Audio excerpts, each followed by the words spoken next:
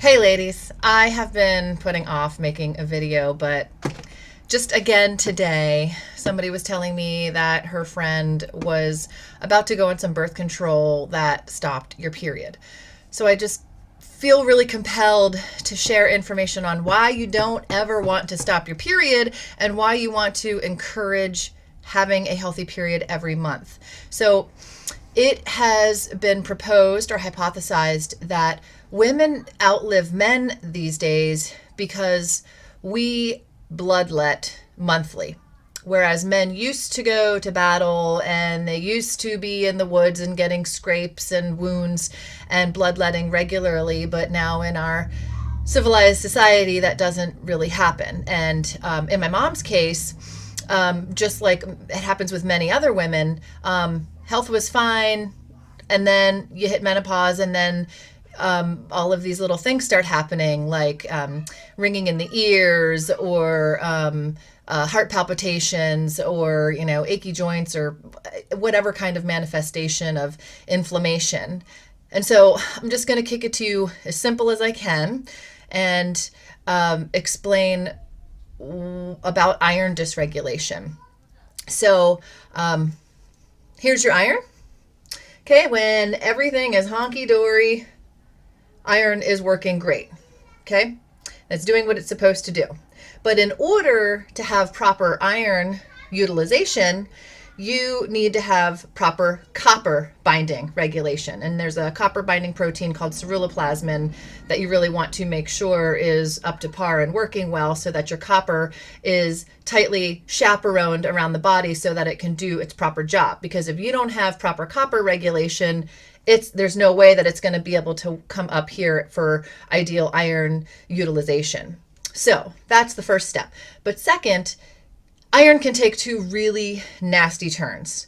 The first is iron feeds viruses, bacteria, parasites, and fungus. And so this, we actually did a Lyme study, and that's one reason why people that might have iron dysregulation issues seem to have really bad co-infections as well, because all of that iron that's being improperly used and can't get to its ideal place feeds viruses, bacteria, parasites, and fungus, which are a lot of times with the co-infections, it's HHV or Epstein-Barr or recurrent yeast infections, which could be why you could do candida cleanse after candida cleanse and staying away from sugar and like doing low carb, but that yeast infection keeps coming back. Perhaps go further upstream rather than just being diet. It could be a tendency towards iron dysregulation.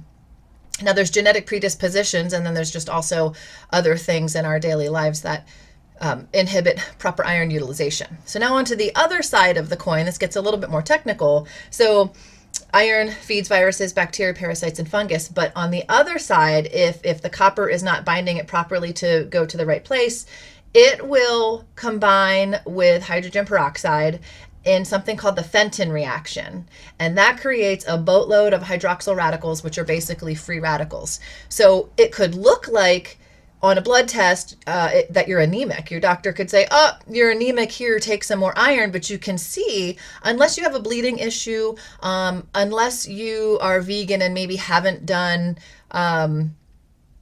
meat products for quite some time, not knocking veganism at all. It's definitely useful in certain periods of people's lives for certain types of people.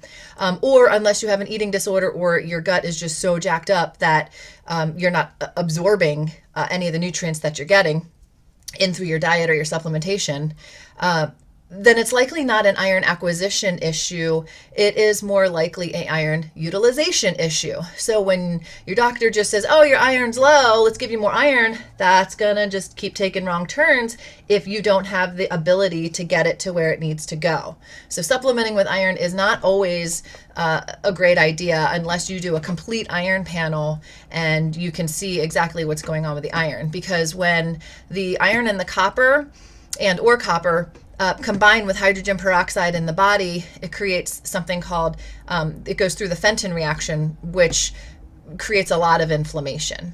So you want to make sure that you're regularly bleeding, because high iron levels are way more problematic for people than true than iron deficiency anemia. Now, true iron deficiency anemia is a very real thing in many, many countries, but here in this country, again, like I said, unless you have an eating disorder, unless your gut is just so jacked up that you're not absorbing your nutrients, or you're not actually getting enough iron, but and iron is the most abundant mineral on earth, and it is fortified in so many things. So it's rare that it's actually an iron acquisition issue. It's more a utilization issue.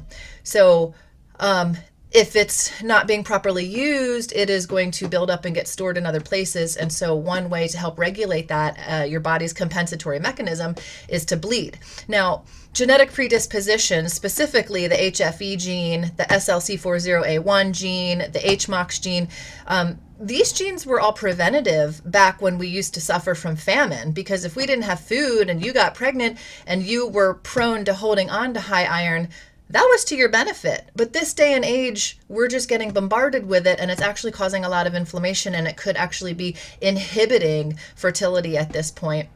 So I just wanted to share that with you. Do not stop your periods. We need that monthly bloodlet. And if you're having wonky periods, stay tuned, because I plan on making more videos on getting your period to come correct. Thanks, guys. I'm Jacqueline Downs. Bye-bye.